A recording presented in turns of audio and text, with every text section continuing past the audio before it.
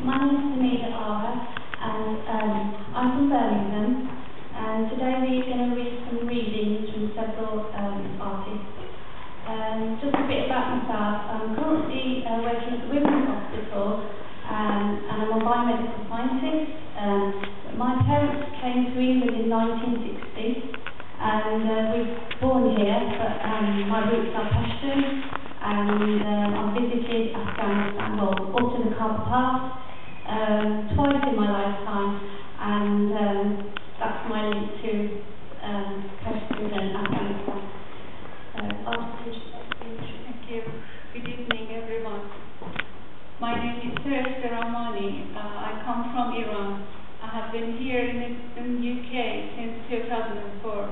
And I'm going to read parts of the story written by different writers. Thank you.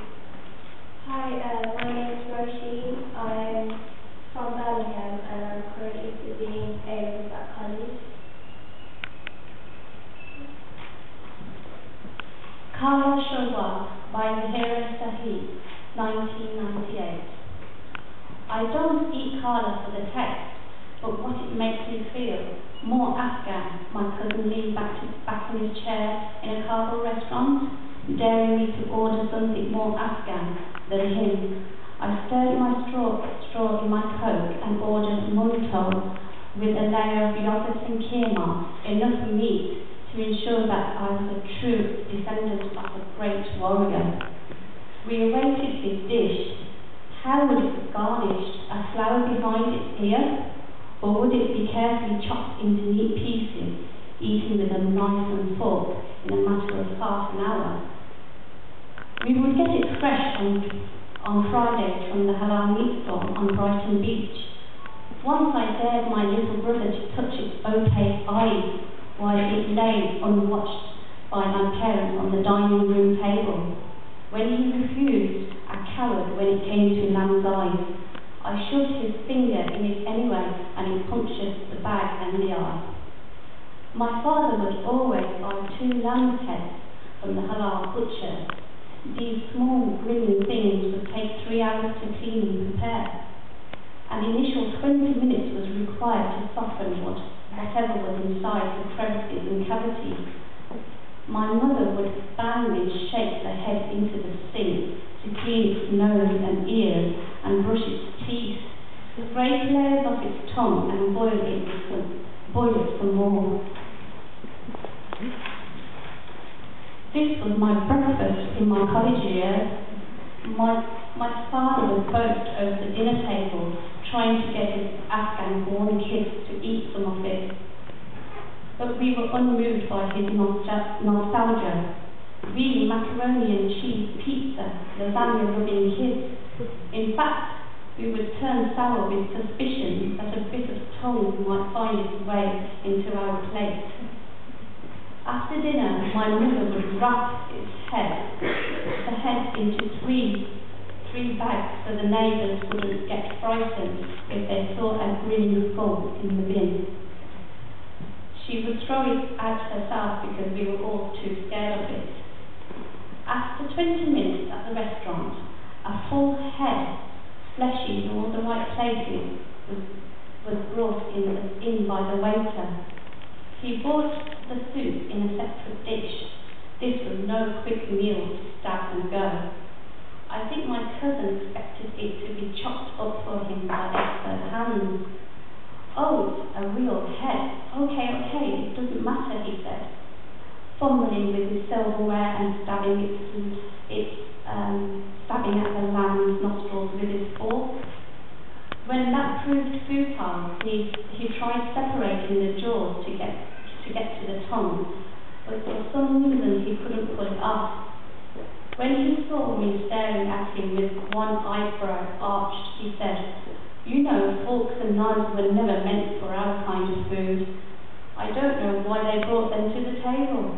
He trailed off, engrossing in a new method of attack. He stopped and stared at the steam rising over the kala. Then he resumed the struggle for a bit of tongue and some scrapes off its face and the tips of its ears.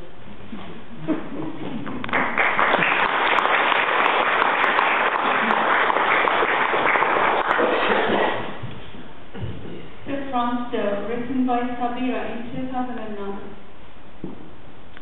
This is my mother's story. Many Afghans have similar tales to tell. During the communist era, she told me there were 6 of us in my family. Me, my husband, our 2 sons, and our 2 daughters. Our life was simple but full of love. My husband worked at the Ministry of Energy and Water. I taught elementary school. My oldest son was in his 2nd year at the university, studying civil engineering. My younger son was in a primary school. My oldest daughter was in the elementary school, and my other child was too young for school. I was coming home from the bakery early one morning when I saw men knocking at our door. "Do you need someone?" I said. They said, "Yes, we need Shahid Khan." Shahid Khan is my husband. I went into the house and called him. I stood beside the front door while they asked my husband where his oldest son was. He was at university taking his exam. Then they took my husband without another word. Officials were always ordering the arrest of someone or other during that time. I couldn't do anything to find my husband or my son while our country was in such a state. And I was afraid they might arrest others in my family. So I told my children that their father and brother were away traveling. I kept telling them that until they grew up. Many years passed, and we waited for my husband and son to return home, but we heard nothing from them. I continued life with my 3 other children, and I never stopped hoping. I went to work and I left my youngest daughter with a neighbor during the day. But then war came to Kabul. Day by day, the situation got worse, and during the war, my youngest son was fatally wounded. I only had my 2 daughters left. I was forced to leave my job, like all the other women, and my oldest daughter stopped attending school. All the schools were closed. Teachers and students alike remained at home. Life became desperate. We didn't have anything to eat. Neighbors started escaping to Pakistan and Iran. Soon only one family remained on our streets. When they decided to go to Pakistan, I went to their home and asked to go with them. We left Kabul in the dark of the night. It took us 2 days and 2 nights to reach Pakistan. I remember the terrible hunger as we crossed the mountains with nothing to eat. After many years, we returned to our homeland. Everywhere was desolate, but we didn't lose hope. We just prayed to Allah that my daughters would pass their university examinations. One was accepted into the Faculty of Science, and the other to the Faculty of English Literature. I thank Allah that my daughters will be able to serve the people of Afghanistan. But for 23 years, my eyes have been on the door, hoping that my husband and oldest son will return. I still don't know what happened to them. I pray to Allah to give me patience.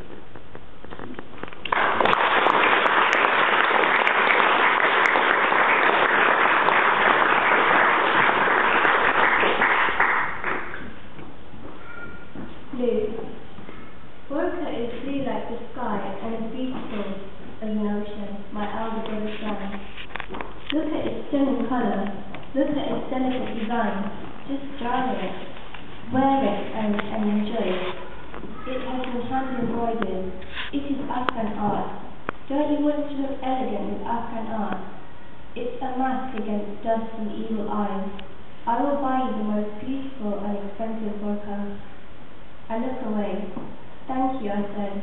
If it is as beautiful and as useful as you describe, then you better wear it. I don't want it. I smiled. Please don't waste your money on it. He shook his head. No, just wear it once. I'm sure you'll love it. I knew this conversation was an inauspicious owl perched above my head. Sure enough, my brother and I had this discussion almost every night. Every time I refused to wear the burqa. At first, it was polite persuasion. My brother nicely encouraged me, and I sat as nicely and rejected his suggestion. Later, the conversation adopted a more serious tone. When we returned to Iraq from Kabul, some relatives began to influence my brother, and the burqa became a blue ghost that haunted me. After several days, I decided that I couldn't refuse something I had never tried. After all, how would I know how other women feel unless I myself experienced it? One day when I was alone in the house, I tried on my sister-in-law's burqa. For the first time I looked through the grill. It was hot. I couldn't breathe comfortably. It irritated me that no one would be able to see my face, especially men. I wouldn't be able to look into their eyes and ask for my rights. I have heard that Afghan men can recognize the age of a girl or an old woman under the burqa just by the way that they walk. I don't know if it's true, but it amuses me that Afghan boys have become such experts. Soon after I tried the burqa on, my brother commanded, I don't want to see any of you out if you're not covering your face. I complained to my mother, begging her not to force me to wear one. In front of my brother she agreed with him, but secretly she supported me. She said, don't worry, we'll just carry a niqab with us when we go out. When you see your brother, you can wear it. When he's gone, you can take it off. Soon afterwards, my brother came home very upset. His in-laws had seen me without the niqab. They said, we saw your sister in the street last night. Herat is a dangerous city. Recently, a girl was kidnapped and killed. Your sister is beautiful. She better cover her face. I was furious. I could understand that they were worried about me, but they couldn't force me not to have a social life. That night, we all gathered around the kursi. My parents, my three brothers, sister, and sister-in-law. The burqa issue came up again. My mother was still suggesting that I wear the niqab and not the burqa. My father sat without speaking. I looked at them all and said, I have decided to go to work. How can I work while I'm wearing the burqa or niqab? I wish to learn driving soon. How shall I see and find my way around while I'm covering my face? Don't you notice that Islam gave me the right not to cover my face and you are insisting against it? My brothers tried hard to reason with me. I could see they were concerned about my safety. You cannot go outside, the security is not good. You may drive or work when they get good security in our country. I couldn't accept the choice of staying at home and wearing a burqa. My throat tightened. I said, why don't you understand? Why do you want to force me to do something that I hate? Then my father held up his hand. That's enough. I don't want us to argue about this issue again. I didn't force my elder daughters to wear the burqa during the Taliban regime, and I won't force my other daughters to wear it now. If you have any objections, you may have them for your own daughters. And that put an end to the burqa discussion.